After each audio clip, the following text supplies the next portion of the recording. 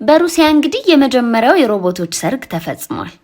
ሮበርት እና ማቲልዳ የተባሉ ሁለት ሰው ሰራሽ ሂዩማኖይድ ሮቦቶች አዘጋጆቹ በሩሲያ የመጀመሪያው የሮቦቶች ሰርግ ባሉት ደማቅ ስነ ስርዓት ጋብቻቸውን ፈጽመዋል።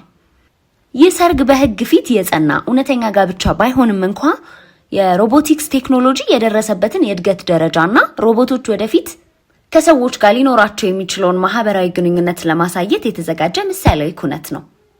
ክስተቱ እውነተኛ የሰርግ ድባብ እንዲኖረው ተደርጎ የተዘጋጀ ሲሆን የሙሽራ ስነ ስርዓት፣ የጋብቻ ቃል ኪዳን፣ ሙዚቃ፣ ዳንስና ታዳሚ እንግዶችም ተገኝተውበታል።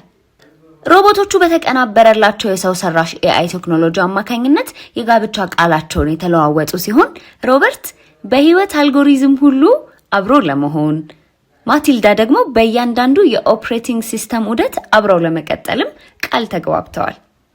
በጣም የሚገርም ነው። ከባህላዊ የቀለበት ስነ ስርዓት ይልቅም በመካከላቸው ያለውን ግንኙነት የሚገልጽ ልዩ የሞገድ የእጅ አምባርም ተለዋውጠዋል።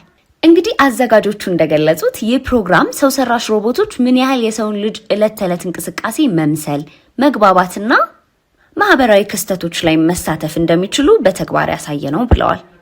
እንደሚታወቀው እንግዲህ በአሁኑ ወቅት ሮቦቶች በጤና ጥበቃ፣ በማኑፋክቸሪንግ፣ በደንበኛ አገልግሎት፣ በትምህርትና በምርምር ዘርፎች በስፋት እየተሰማሩ ሲሆን ይህ የሞስኮ የሮቦቶች ሰርግም ቴክኖሎጂው ምን ያህል በፍጥነት እየገሰገሰ ወደ ዕለት ተዕለት ህይወታችን እየቀረበ መምጣቱን የሚያሳይ ደማቅ ማሳያ ሆኗል ማለት ነው።